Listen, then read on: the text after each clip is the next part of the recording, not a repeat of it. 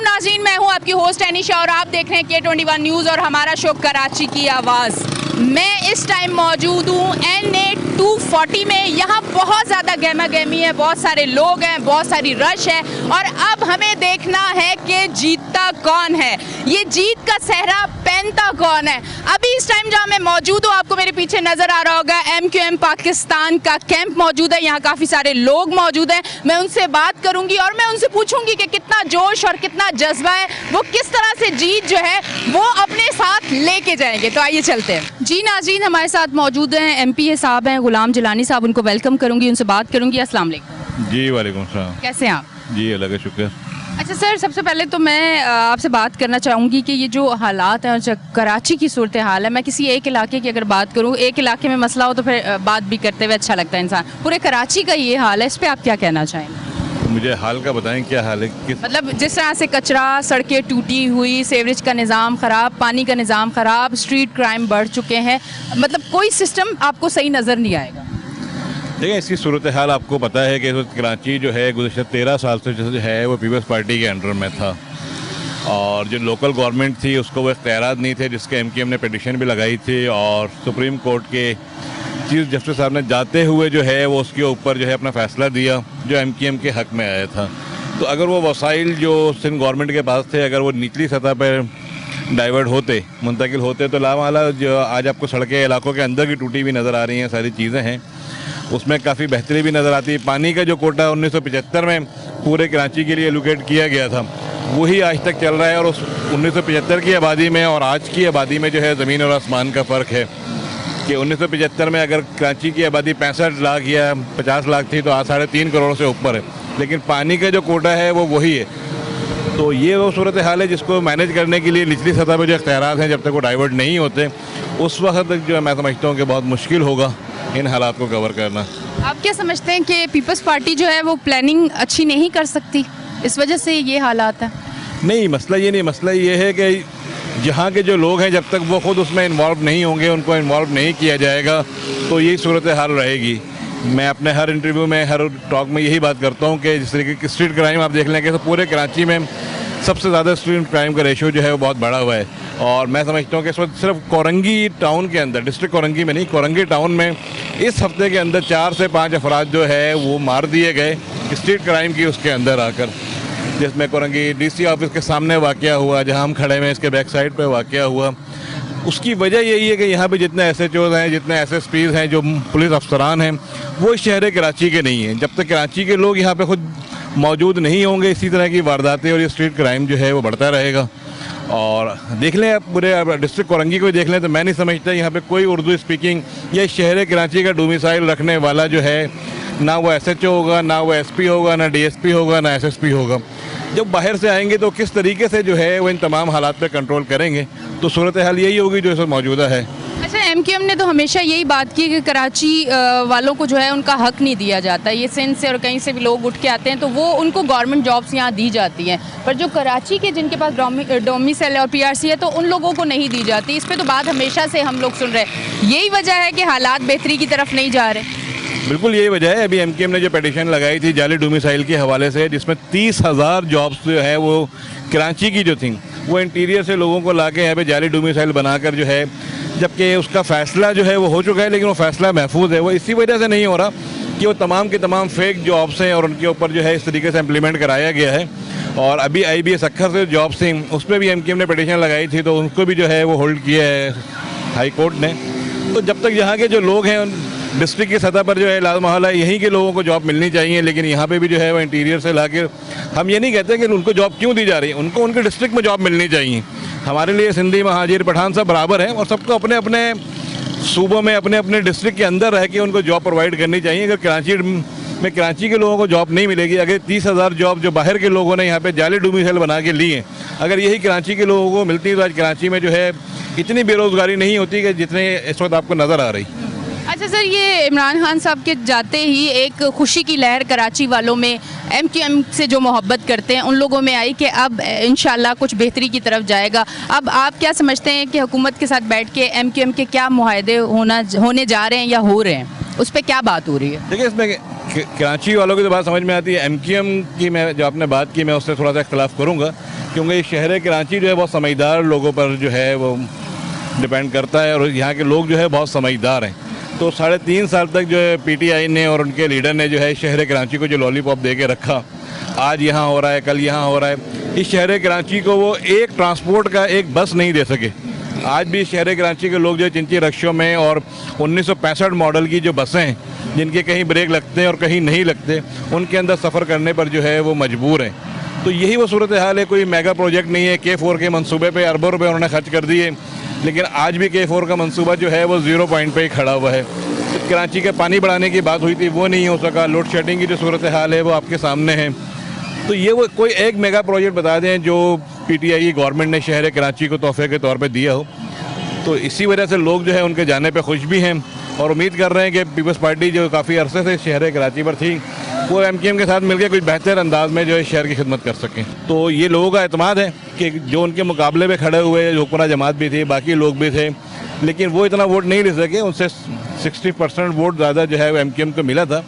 और उसका समर ये देख लें कि आज अगर आप 89 से लेकर जहाँ तक भी डिप्टी इकबाल भाई का हल्का लगता था, वहाँ तक जो है कोई यूसी ऐसी नहीं है जिसके अंदर जो है वो तरक्याती काम आज भी ना हो रहे हों। अच्छा सर, एक बड़ा मासूमाना सवाल है कि वसीम अख्तर साहब ने कहा था कि हम फंड नहीं थे, वसाइल नहीं थे। इस पे फिर बड़ा वो हुआ कि आपको इतने अरसे बाद ये चीज़ समझ आई और इतने अरसे बाद आपने ये बात की। इस पे आप क्या कहना चाहेंगे?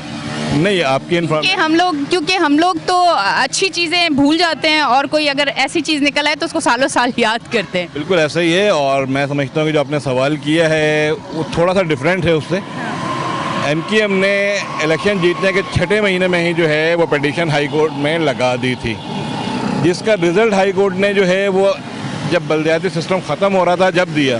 तो अब ये गवर्नमेंट का और अदलिया का जो है मैं कहूँगा कसूर है इसमें कि जब एक पिटीशन लगी है और उसके ऊपर जो है सुनवाई जो है वो जाके का 3.5 साल बाद हो रही है, तो इसमें मेयर कराची का या उनके नीचे जो डिस्ट्रिक्ट के चेयरमैन थे उनका क्या कसूर है? मुसलसल उस चीज़ को जो है चेक करते रहे, उसके ऊपर जो है एप्लीकेशन लगाते रहे, लेकिन कहीं पे भी सुनवाई नहीं हुई। और सुनवाई हुई तो उस वक्त हुई जब बल्दियाती सिस्टम ख़त्म होने में 15-20 दिन रह गए थे। बहुत बहुत शुक्रिया सर जी। इस टाइम मैं मौजूद हूँ, जैसा कि आपको मैंने पहले भी शुरू में बताया कि हल्का NA 240 में मैं मौजूद हूँ। एमक्यूएम पाकिस्तान के जो उम्मीदवार हैं अबू बकर सिद्दीक साहब मेरे साथ मौजूद हैं, इनसे हम बात करते हैं। अस्सलाम वालेकुम। वालेकुम सलाम। कैसे हैं सर आप?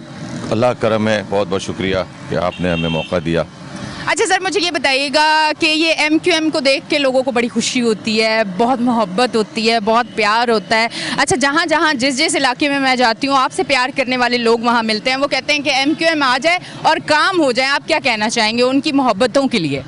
नहीं, ये तो आवाम का, हमारे लोगों का, ये मैं दिल से मशकूर हूँ और मेरी जमात के बड़े ऐसे हालात से गुजरी है एमक्यूएम, लेकिन उसके बावजूद तमाम तर सोबतें और तमाम तब मुश्किलात को बर्दाश्त करने के बावजूद इस कराची शहर के लोग आज भी मोहब्बत करते हैं एमक्यूएम से और इस पतंग से।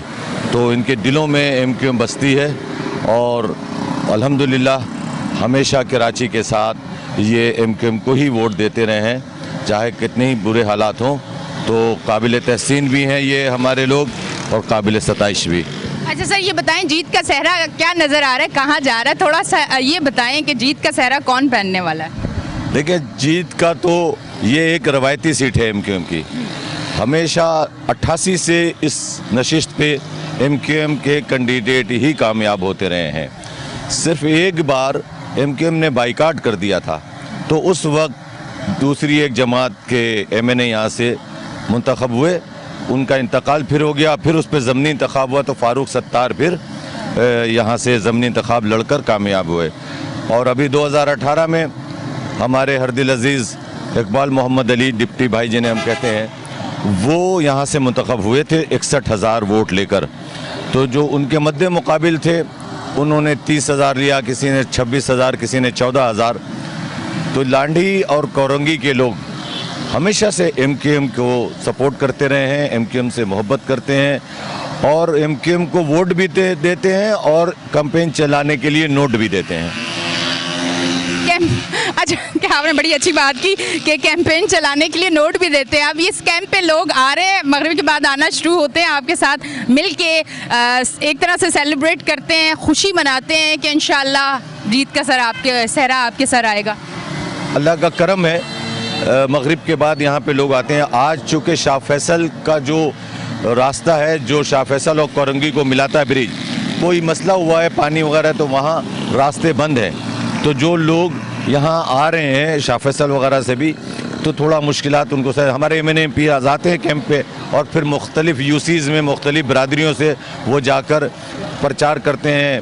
हमारे लिए वोट के हवाले से उनके मसलाइल से भी आगाही लेते हैं, और जो हमसे मुमकिन हो सकता है फौरी तौर पे हल करना, वो हल करने की कोशिश करते हैं। जहाँ तक बात है कामयाबी की, तो इस नशिस्त में जैसे मैंने कहा कि हमेशा से MQM जीतती रही है।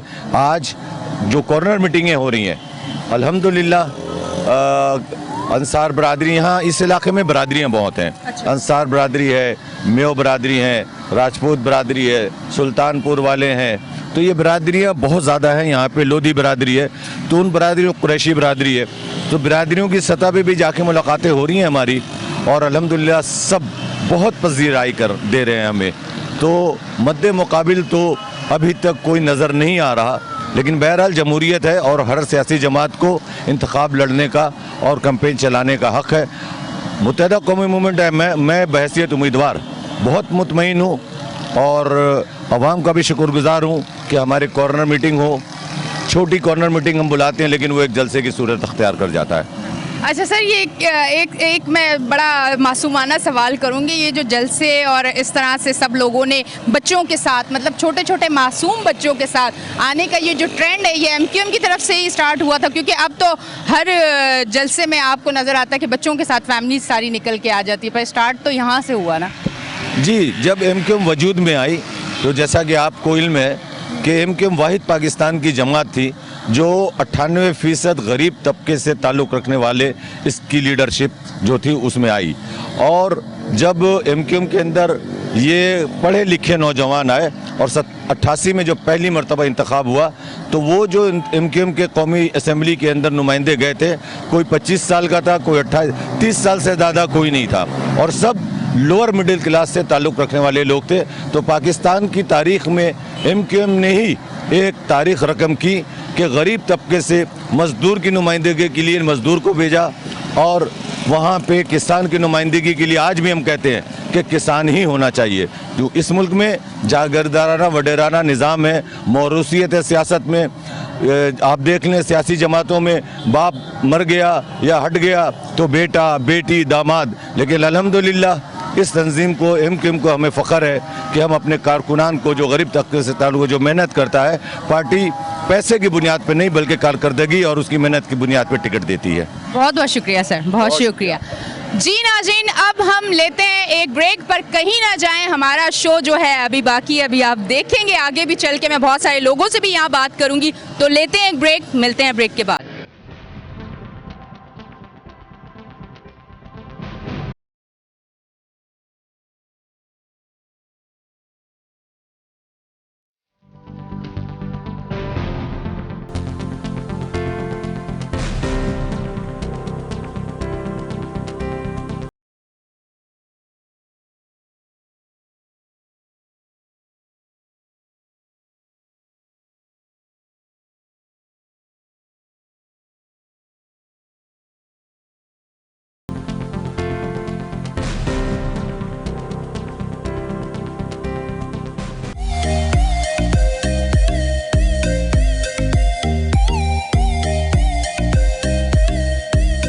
जी नाज़रीन, इस टाइम मैं मौजूद हूँ पीपल्स पार्टी के कैंप पे, और ये पीछे आपको नज़र आ रहा होगा और वो तीर नज़र आ रहा होगा जो 30 साल से तीर कराची सिंध में चल रहा है, उस तीर के कैंप पे मैं मौजूद हूँ। मैं आपको बताती चलूँ, मेरे साथ मौजूद हैं जी NA 240 पे मैं मौजूद हूँ नामजद उम्मीदवार जो हैं नासिर रहीम लोधी साहब, उनको मैं वेलकम करती हूँ। अस्सलाम वालेकुम। वालेकुम सलाम। कैसे हैं सर?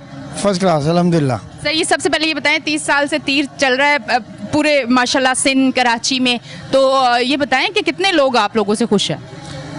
सिंध में चल रहा है, कराची में अगर आप देखें तो यहाँ पर हमारा कोई 1 या 2 MNA हैं उसके अलावा सारे एमएनए हमारे नहीं हैं। और लास्ट 2018 में तो खैर जिस तरह पीटीआई वो सबको पता है, लेकिन पहले भी हमसे 34 साल से जो लोग हैं वो मुख्तलिफ लोग हैं, वो हम नहीं हैं। और बुनियादी मसाइल की वजह भी वही है कि पिछले 34 सालों में ये इतनी बड़ी आबादी है, इसके लिए कोई एक भी मास्टर प्लान नहीं बनाया गया ना। सॉरी सर, मैं यहाँ थोड़ा सा, क्योंकि फिर बात आगे बढ़ जाएगी, फिर बोलना अच्छा नहीं लगेगा। यहीं से अगर मैं कह दूँ कि आप कह रहे हैं कि यहाँ पे कराची की अगर बात करें तो आपके उम्मीदवार नहीं है, मैंने एमपीएस नहीं है ज़्यादा, पर फिर भी पीपल्स पार्टी है ना, बात तो पीपल्स पार्टी पे ही आती है। जब भी कोई सूबे की बात होती है तो सूबाई हुकूमत जो वो पीपल्स पार्टी है, जब भी कोई बात होती है तो पीपल्स पार्टी पे आती है, क्योंकि फैसला तो वहीं से होता है। 18वीं तरमीम के बाद सूबा अपने फैसले खुद करता है, उस पर क्या कहना चाहेंगे? देखिए, बुनियादी तौर पे क्या होता है कि बेशक हमारी हुकूमत है, चीफ मिनिस्टर हमारा है,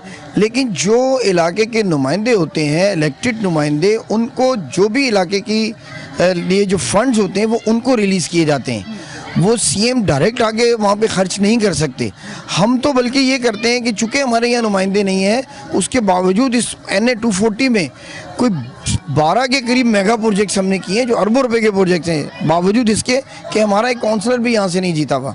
तो बुनियादी तौर पे जो अगर आप थोड़ा सा समझें तो जो सिस्टम है हमारा जमहूरियत का, उसमें इलेक्टेबल जो इलेक्ट होते हैं लोग, उनको वो फंड्स रिलीज़ किया जाता है और वो फंड्स के साथ वो डेवलपमेंट के काम और प्लान सबमिट करते हैं। तो अब बदकिस्मती से इस इलाके में जो 34 साल से यहाँ पे हुक्मरान रहे, उन्होंने इस पर तवज्जो देने के बजाय इसको और फर्दर बर्बाद ही किया है। जो आपको नज़र आ रहा है, अभी आप यहाँ से चलकर आई होंगी, आपको रोड्स की हालत, गलियों की हालत, और अब अगर आप अंदर चले, ये तो जो मेन रोड है फिर भी बेहतर है, आप अंदर चले जाएंगी तो आपको और ज़्यादा लगेगा, ऐसा लगेगा कि आप किसी तरक्की याफ्ता दौर में रह ही नहीं रही, आप शायद मोंजे-दाड़ों में कहीं आ गई गलती से। तो मेरा मिशन ये है, हम ये चाहते हैं कि आप जो अवाम है वो बजाय इसके कि उन लोगों को वोट दे जो 34 साल से इस इलाके का बेड़ा गर्क कर रहे हैं, वो डायरेक्ट पीपल्स पार्टी को वोट दे। जहाँ सीएम हमारा है, हुकूमत हमारी है, तो नुमाइंदा भी हमारा होगा, तो फिर हम जवाब देंगे। आज सर सॉरी, मैं आज आपको पता है मेरा दिल बड़ा भरा हुआ है, क्योंकि मैं बल्दियात के हवाले से शो करती हूँ, तो मैं बड़ी दुखी आई हूँ कि बहुत सारे लोगों की बातें लेके आई हूँ। भैया ये बताएं, बल्दियात किसके हाथ पर? बल्दियात आपके सामने कौन थे? वसीम अख्तर साहब थे। मैं अभी पूछ रही हूँ जी, किसके हाथ? अभी तो एडमिनिस्ट्रेशन है, और वो सिंध असम्बली की एडमिनिस्ट्रेशन है, सिंध गवर्नमेंट की, पीपल्स पार्टी की एडमिनिस्ट्रेशन है, लेकिन उसको कितना अर्सा हुआ है और वो उसमें कितने सारे काम हो रहे हैं, कोई काम रुक नहीं रहा है उसमें भी। लेकिन आप देखें कि जितने MP MNA वो फंड्स तो उन्हीं के पास है, बल्दियाती इदारों के पास जो फंड्स हैं वो तो अपनी जगह काम कर रहे हैं। अब बुनियादी तौर पे जो 34 साल से नुमाइंदे भी थे, वोट भी लेते थे, वो हमेशा इख्तियारात का रोनर होते हैं, वो हमेशा फंड्स ना होने का रोनर होते हैं। मुझे एक दिन बता दें कि उन्होंने एक दिन भी कभी इस बात पर स्ट्राइक की हो, इस कराची को बंद किया हो कि अवाम के हकूक़ नहीं मिल रहे, उनको फ़ंड नहीं मिल रहा अवाम के लिए, या उनको अपने इलाके में काम नहीं करने दिया जा रहा। कोई एक दिन 34 सालों में आप कोई एक दिन बता दें जब वो सड़कों पर आए हो, स्ट्राइक की हो। वो तो और ही मिशन, और ही मकसद के लिए स्ट्राइक भी होती रही हैं, काम बंद भी करते रहे, वो आपके सामने। हम ये कहते हैं कि सिर्फ ये 1 साल का टर्नओवर है। 1 साल के लिए आप देखें, सईद गनी साहब को 1 साल के लिए इलेक्ट किया था लोगों ने, उसके बाद आप देखें उन इलाकों में ना कोई पानी का प्रॉब्लम है, बाकी इम्प्रूवमेंट आपके सामने है और एग्जाम्पल आपके सामने है। उसके बाद अब्दुल कादिर मंदोखिल साहब जीते हैं, आप वहाँ इलाके में जाकर इलाके के लोगों से पूछें कि कैसी तेज़ी से वहाँ पे काम डेवलपमेंट के हो रहे हैं। मेरा भी मिशन ये है, और मैंने पार्टी का टिकट भी इसीलिए लिया अपने इलाके के लिए, ताकि मैं अपने इलाके में ये एक्सक्यूज़ ना दे सकूं कि मेरे पास इख्तियार नहीं है, मेरे पास फंड्स नहीं है, मेरी गवर्नमेंट नहीं है।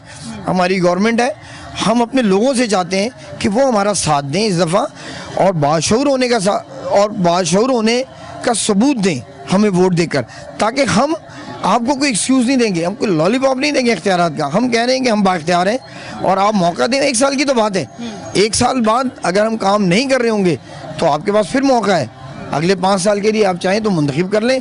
अगर मेरी खिदमत और मेरा काम होता हुआ नज़र आए तो मुझे इस दफ़ा के बाद आइंदा भी आप वोट दें। तो सर अगला शो मैं कब आपके साथ करूं? जब इंशाल्लाह आप जीत जाएं और काम शुरू हो जाए और काम हो रहा हो और मैं आऊँ इंटरव्यू करने।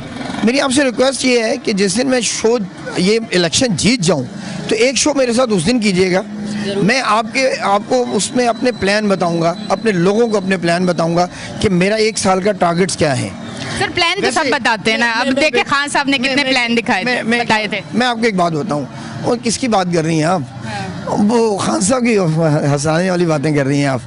वो सियासतदान थोड़ी थे सर, वो तो रुला रहे हैं आजकल। पैराशूट से आए थे, और पैराशूट से आने वाले ऐसे ही होते हैं जो सियासी तदब्बुर और जो फहम फरासत रखती हैं ना पार्टियां, वो उनमें से नहीं थे, माफ़ कीजिएगा। मेरा पहला मिशन तो ये है कि मैं जो मेडिकल कॉलेज है हमारा 36वीं में, इसको फर्स्ट 6 मंथ के अंदर ऑपरेटिव कर दूँ, ताकि मेरे इलाके के बच्चे और बच्चियाँ जिनके पास बड़ी बड़ी कारें नहीं हैं, ड्राइवर शोफर नहीं है, वो उन कॉलेजों तक पहुंचना उनके लिए बड़ा मुश्किल है। वो पॉइंट सी गाड़ियों में धक्के खाते हैं। तो मैं चाहता हूं कि मेरे इलाके में एक बिल्डिंग मौजूद है, उसको मैं ऑपरेशनल कर लूं पहले 6 महीने के अंदर, ताकि मेरे बच्चे और बच्चियां मेरे इलाके के अगर उनको बाइक पर भी कोई छोड़ने जाता है तो वो अपने बिल्कुल नज़दीक तरीन जगह पर छोड़ कर आ जाए। ये पहला मिशन है मेरा। मैं तफसील आपके साथ जिस दिन इलेक्शन जीतूंगा आपके साथ करूँगा, उसके बाद वो आप साल बाद मुझसे ज़रूर शेयर कीजिएगा, लोगों को रिकॉर्ड करिएगा, उसको सेव रखिएगा। अच्छा सर, मुझे ये बताइएगा, ये जो कैंपेन आपकी चल रही है, किस तरह का फीडबैक मिल रहा है? क्या आपको नजर आ रहा है, जीत के चांसेस नजर आ रहे हैं कि तीर कस के जाके लगेगा, या फिर ये पतंग जो है, इसकी डोर जो है वो बड़ी ऊंची पतंग जा रही है? कहाँ क्या होगा, क्या नजर आ रहा है आपको? आप खुद पर्सनल अपनी फीलिंग्स भी तो बताएं। अच्छा, मैं अपनी फीलिंग क्या बताऊं? मेरे साथ जो 25 लोग खड़े हुए हैं ना, आप यकीन करें, उन 25 लोगों से पूछेंगे तो बेचारे रोजाना जीत कर ही सोते हैं। तो सुबह उनको बताया जाता है कि अभी इलेक्शन में टाइम है, और वो जो दावे कर रहे हैं ना कि हम जीत के दिखाएंगे बस, तो ये बड़ी तकब्बुर वाली बात है। हम ऐसी बात नहीं करते। हम तो ये कहते हैं कि आवाम समझती है, मेरा माजी मेरी गवाही है, मेरा माजी मेरी गवाही है, और इसी को देखते हुए लोग मेरा साथ दें इस दफ़ा, और इंशाअल्लाह ताला मैं अल्लाह के हुक्म से और अपने लोगों के वोट से, अल्लाह के हुक्म से और लोगों के वोट से मैं जीत कर दिखाऊंगा इंशाल्लाह। बहुत बहुत शुक्रिया सर, बहुत शुक्रिया। जी नाज़रीन, आप देख रहे हैं हमारा शो कराची की आवाज़। कराची की आवाज़ में ये आप देखें कि मैं आज तीर के आगे खड़ी हुई और मैंने इनसे बात की, काफ़ी सारे सवाल किए। अच्छा, कुछ सवाल आवाम के हवाले से भी मैंने किए, क्योंकि आवाम ये कहती है कि अब हम थक चुके हैं, हमें बहुत सारी प्लानिंग बताई जाती है, सारी चीज़ें बताई जाती है। मैंने इसलिए इनसे पूछा और उन्होंने कहा नहीं, बिल्कुल नहीं, जिस दिन मैं जीतूँगा आप उस दिन शो करेंगी, और उसके बाद आप 1 साल बाद आके शो करेंगे और सारी सिचुएशन दिखाएंगे। इंशाल्लाह ऐसे ही होगा, हम ज़रूर शो करेंगे, हम ज़रूर दिखाएंगे, और इंशाल्लाह उम्मीद भी करते हैं, दुआ भी यही है कि बेहतरी होगी और ज़रूर होगी। लेते हैं एक ब्रेक, मिलते हैं ब्रेक के बाद।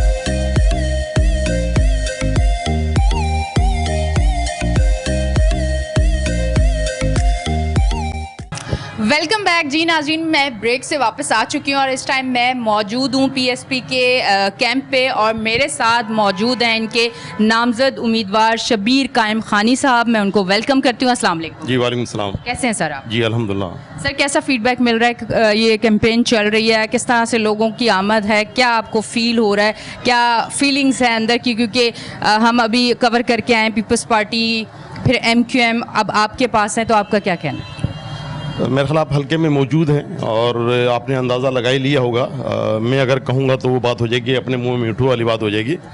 आपने ज़ाहिर है दूसरों को भी कवर किया है तो आपको अंदाज़ा हो गया होगा। हल्के में लोग परेशान हैं कि इस हल्के में बुनियादी मसाइल इनके हल हो नहीं पाए, जिसमें ख़ासकर जो मसला है वो पीने का पानी का मसला है। यहाँ पर इस गर्मी में यहाँ पर पानी की बूंद नहीं मिल रही है और बच्चे बिलक रहे हैं प्यास से। दीगर मसाइल को तो आप छोड़ दें, क्या मसाइल हैं यहाँ पर, लेकिन सिर्फ मैं पानी की बात कर रहा हूँ कि गर्मी में हर इंसान की, हर घर की ज़रूरत है, हर फर्द की ज़रूरत है, लेकिन पीने का पानी यहाँ पर दस्तयाब नहीं है। पानी तो मौजूद है, लेकिन वो टैंकरों में मौजूद है, वो हेडनेट में मौजूद है, लेकिन घरों पर लाइनों में पानी ये भी एक माफिया है ना? बिल्कुल माफिया है। हम लोग जब ज़ाहिर है आपने दीगर जो पॉलिटिकल पार्टियां हैं या उनके जो उम्मीदवार उनसे भी आपने इंटरव्यू किए होंगे, मैंने कहा, मैं कहूँगा तो अपने मुंह में मिठू वाली बात होगी, मैंने कहा कि पब्लिक वाकई अभी तब्दीली चाह रही है, क्योंकि पब्लिक बरसा बरस से पार्टी को वोट देती रही है पार्टियों को, लेकिन आज उनके मसाइल हल नहीं हो सके। सर मैं माजरत के साथ यहीं से कुछ ऐड करना चाहूँगी कि पब्लिक जो है वो तब्दीली चाहती है। पब्लिक ने आज से कुछ अर्सा पहले भी तब्दीली देख के और बड़ी खुशी से तब्दीली को वो लेके आए, खुद लेके आए, बड़े उम्मीद से लेके आए थे और सारी उम्मीदें टूट चुकी। तो आप क्या समझते हैं कि अब फिर तब्दीली पे लोग यकीन कर रहे हैं? क्या कहना चाहेंगे? जो उस तब्दीली और इस तब्दीली में फ़र्क है, उन्होंने महज एक तब्दीली का नारा तो ज़रूर लगाया, कंटेनर पे खड़े हो गए, लेकिन उस पर फिर आवाम ने उनको वोट दिए इस उम्मीद के साथ शायद वाकई तब्दीली आएगी, लेकिन तब्दीली नहीं आई। लोग मायूस हो गए। 3.5 पौने 4 साल का अरसा उनको मिला। जो बातें उन्होंने की थी, एक बात भी एक मसला हल नहीं किया उन्होंने, कि उन्होंने कहा कि हम 1 करोड़ नौकरियां देंगे, 50 लाख घर हम बनाएंगे, फिर हम हर मतलब कशकोल तोड़ेंगे, हम IMF के मुंह पर डॉलर मारेंगे, मतलब तरह तरह के उन्होंने जो दावे किए थे वो दावे महज दावे ही रह गए, लेकिन मसाइल हल नहीं हुए। तो लोग ये कहने कि वो जो तब्दीली वो एक फ्रॉड था। हम असल तब्दीली इसकी बात कर रहे हैं कि मुस्तफ़ा, हम में और उनमें फ़र्क है। मुस्तफ़ा कमाल को लोगों ने कराची में देखा, रात गए तक वो रोड पे खड़े होकर उन्होंने ब्रिज बनाए, अंडरपासेस बनाए, और उनका एक विजन है। तो लोग चाहते हैं कि वाकई ऐसी तब्दीली है जो हकीकी तब्दीली है, जिनमें आवाम के मसाइल हल हों। तो बखुदा हम लोग इस हल्के में सिर्फ इसलिए आए हैं कि यहाँ की आवाम, अल्लाह की मखलूक परेशान है। हम चाहते हैं कि अल्लाह ताला हमें वो इख्तियारात दे, यहाँ की आवाम हमें मैंडेट दे, ताकि हम कामयाब होकर हम आवाम के मसाइल हल करा सकें, हम वसीला बन सकें। काम तो अल्लाह के ज़ात ने करना होता है, लेकिन हम चाहते हैं कि अल्लाह ताला हमसे कोई खैर के और कोई भलाई के काम ले ले। ये हमारी नीयत है, और नीयतें जो है ना वो अल्लाह ताला से ज़्यादा बेहतर कोई नहीं जानता। कि मैं अगर ऑन एयर आपके टीवी पे मैं कहूँ, तो मैं तो बल्कि आपके इस चैनल के तवज्जो से मैं हल्के के आवाम को ज़रूर ये आवाज़ लगाऊंगा, अपील करूँगा कि खुदारा आपने सबको आजमा के देख लिया है। मुस्तफ़ा कमाल को आपने काम करते हुए देखा है, वो एक डायनेमिक लीडर हैं, वो उनका काम देखा है, नजर आया है। वो एक दर्द रखते हैं, इस शहर का, शहरों का दर्द रखते हैं, इस पाकिस्तान का दर्द रखते हैं। तो खुदारा एक मरतबा आप मुस्तफ़ा कमाल को आजमाएं, मैं उन्हीं का नुमाइंदा हूँ। इंशाअल्लाह ताला हम लोग, पार्टी हमारी ज़रूर नहीं है, लेकिन हम तजर्बाकार लोग हैं, हमने डिलीवर किया है। मुस्तफ़ा कमाल खुद वो कराची के नाजिम रह चुके हैं और दुनिया का 2nd बेस्ट मेयर अवार्ड मिला उनको। मैं खुद 5 साल मिनिस्टर रह चुका हूँ। तो हम तजर्बाकार लोग हैं, हमें पता है कि किस तरह काम लिया जाता है। तो इस हल्के के अवाम अगर हमें वोट देगी, हम पे एतमाद करेगी, तो मैं भी ये आप ही के चैनल की तवज्जो से मैं यकीन दिलाता हूँ कि हम भी इंशाअल्लाह ताला आपको मायूस नहीं करेंगे, ये वक्त बताएगा।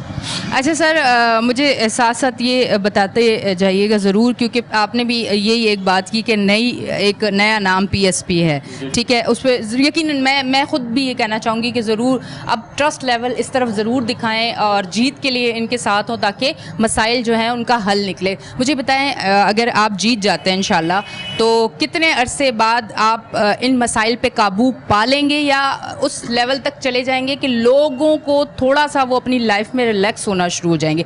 तकरीबन कितना अरसा आपको चाहिए होगा? टाइम फ्रेम नहीं दे सकता, कोई जादू की छड़ी या अलादीन का चिराग हमारे पास नहीं है। मैंने एक बात की, हम नेक नीयति के साथ जो कुछ हमसे हो सकेगा, ज़ाहिर हमारे पास एक ही सीट होगी ना, और अगर अभी इलेक्शन वक्त पर हो भी जाते हैं, तो जो उनका जो एक मुकर्रर वक्त है, तो उसमें 1 साल या 1.25 साल बाकी है। तो 1 साल में जो भी वक्त मिलेगा, मैं ये नहीं कहूँगा कि यहाँ पे दूध की नहरें बहा दूंगा या शहद की नहरें बहा दूंगा, लेकिन हाँ, मैं ये ईमानुल्लाह बात सर, ये अवाम दूध की और शहद की नहरें भी नहीं मांग रहे, वो सिर्फ पानी मांग रहे हैं। उनमें फ़र्क है ना, उनमें फ़र्क है। और मैं यही कह रहा हूँ कि अगर आवाम ने मौका दिया ना, तो जो भी वक्त मिलेगा, वो अल्लाह को हाजिर होने देंगे, हम आवाम के लिए ही सर्व करेंगे इंशाअल्लाह। ये हमारा एम है, ये हमारा मिशन है, बाकी तो अल्लाह ने पता है ना।